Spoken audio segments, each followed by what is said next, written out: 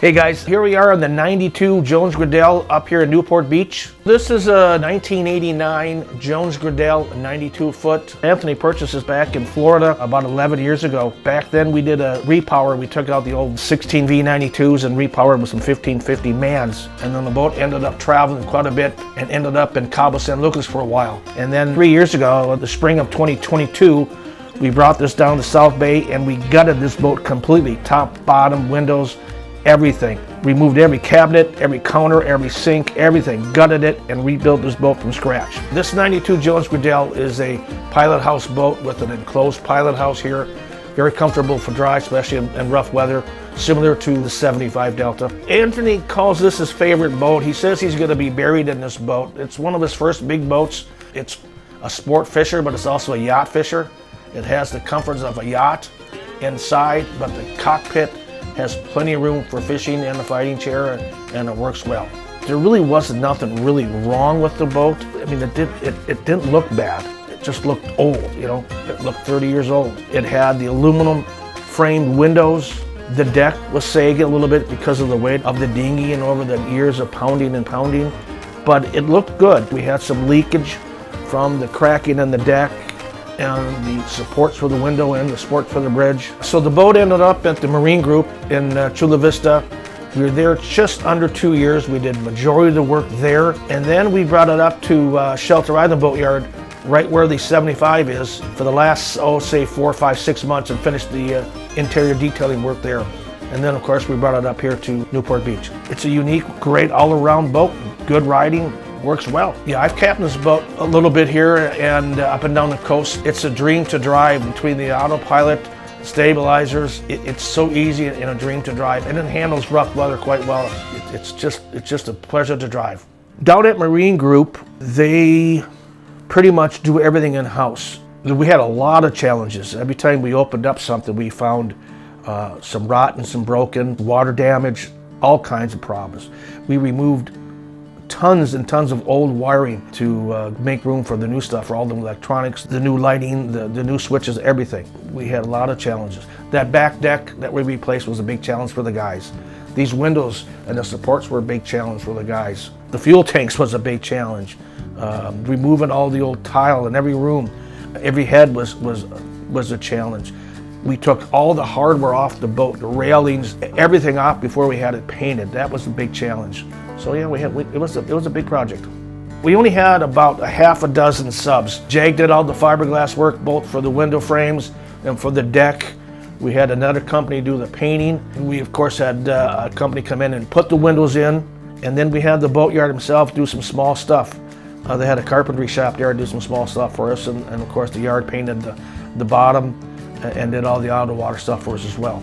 So in the front windshield, we took everything apart. We had plenty of rot and some breakage, so we took everything apart, like I said, and restructured each support between the windows up to the bridge. Quite a process. A lot of the windows had leaked water, and the water got behind the laminate and did some damage, so we either eliminated it or patched it, and then we put wallpaper on most stuff. They had a company from Florida come out and measure each window with a laser and shipped it out and put it in. It was quite a process. They did a great job. These are just channels that all the wiring goes up and down. Not so much the support behind that, but between the windows on the outside is where all the strength and support is. We replaced everything on the outside of that up, including the windows, of course. There they are supporting for the new windows. We took out the framed aluminum windows and put in frameless. Brought the boat up 30 years. You know, we had not a lot of wood repair. We had these things all done with fiberglass. Everything was brought up to fiberglass or Cusa board, including the deck up here. Cusa board is a fiberglass type material, very light, dense, and very strong. So it's like a plywood, but it's a fiberglass based building material for the boats. New cushions, wallpaper, that kind of stuff. Bring all the bright work up. Painted this black. We had 3 panels up here which stuck out. Removed all that, brought them down and brought them into here. Cleaned this all up. All new electronics, from the new sonar, the radar, chart plotters, much more modern and up-to-date equipment. So here in the pilot house, we cleaned everything up. We had 3 panels, and we had condensed it to make one smaller one. Make this black dark so it's easier to see when you're driving at night. Cleaned everything up. Very simple, easy to use up here. We got our computer here, of course. We've got our monitors, we've got our radar, we've got our sonar, all the other equipment that goes with this for fishing and for driving. They're all integrated with each other. Autopilot, everything works very, very well together. Very simple, easy to drive. And aft of the pilot house, we have the galley and the salon. This galley was completely gutted. We took everything completely out of here and had everything built-in refrigerator, built-in freezers, the new stove and range, microwave, cabinets, countertops, all brand new from scratch.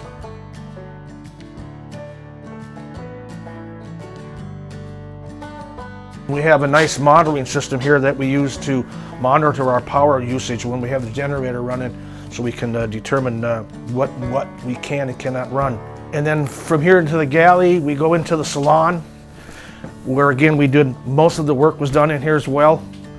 We had removed the ceiling and the deck to repair up there. Nothing was left but the ceiling joists or the floor joists, wide open. Put a whole new deck up on top of here. Everything was built from scratch.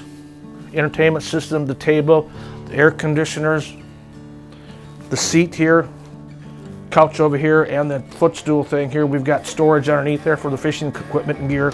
The salon and galley was completely gutted. Not one countertop left, nothing, completely down to a bare shell. Everything was hand built. We had an entertainment system here. So in our entertainment system that we had built in, we've got an electric TV lift here that obviously raises the TV and puts it out of the way when you're not using it. This was the largest TV I could put in here because of the height.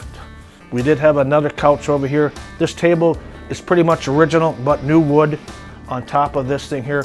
And this little settee here, if you want to call that here, is kind of original, though we built it out further and got storage underneath the cushions here. And then from the salon, we're going to go downstairs to 2 staterooms, and further aft is going to be the engine room. Okay, as we come down forward here, we have the master stateroom, master head and shower. As we're going aft, we have another stateroom off to the side. This boat here has 5 staterooms. We've got a master, and we also have a kids room, we call that, which is next to the master, 2 bunks. Up forward, we've got a V-berth, kind of a crew, 2 bunks. We have a port side single, and then what we call the VIP, which is on the starboard side, a large queen bed, full shower, full head. So coming aft, we've got the other stateroom here to my left. Here we have the tool room or engineer's room with their controls. We have all brand new switches, breakers, and everything was added.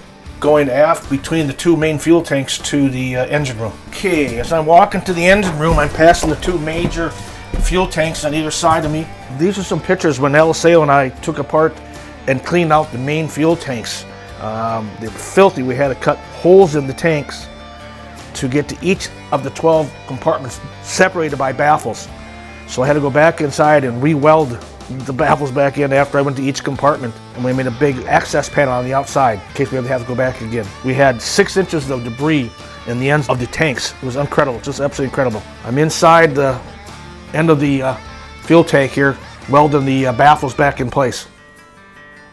It was a nasty job. We repowered this thing here, like I said, 11 euros with the 1550 mans. These are the mans we installed in Fort Lauderdale about 11 years ago or so. Took out the large 16V92 Detroits. You couldn't even walk around the front of the engines on those ones. So we gained a lot of room, much more fuel efficient. I can get close to 20 knots, weather right, using a little bit of fuel there, but it cruises nice at 12, 14 knots.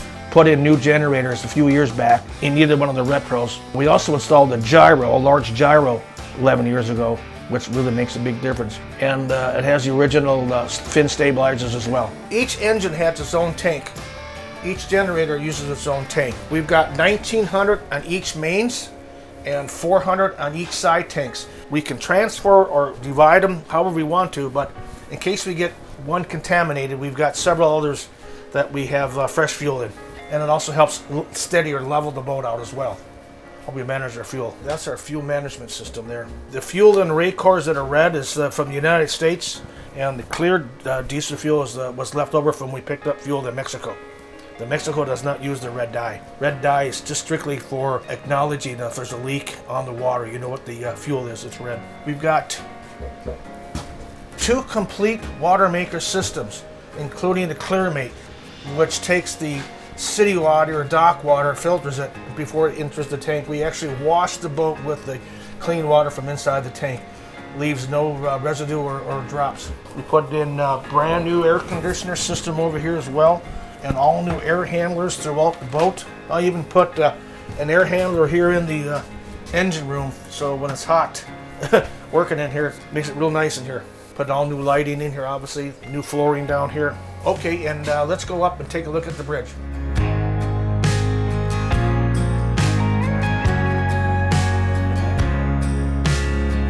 Okay, here we are up here in the Flybridge. Not a lot of work done up here. We had some fiberglass work done to the top of our console here to accept the larger monitors, similar to what we're doing on the 75. Painted everything, of course. Again, pretty much the same up here as down below. We had some fiberglass work done to raise these up in order to put the larger monitors in. And this is that new deck that was put on. You can see there's an arch in it before. It was flat, so we put all new up here, complete from this step to the back. It's all brand new. That's the new deck that was finished. That took a while. That probably took 2.5 months. We got a new davit installed. This is the davit. This is what raises and lowers our dinghy, which is not on the boat at the moment. It's hydraulic, runs off the engines. The only thing we had done in the back cockpit over here is we had some delamination in the large fish hole that we have in the center here. We had some fiberglass work done on that. Rebuild the bottom and stuff. Really no visual, can't really see what's going on there, but other than that, really no other major fiberglass or any repairs back here. We call this the California deck out here. We bring out the chairs so you can sit around. We got the music and speakers from the stereo system. You can have dinner, lunch, whatever. We got new refrigeration freezer there, new ice maker.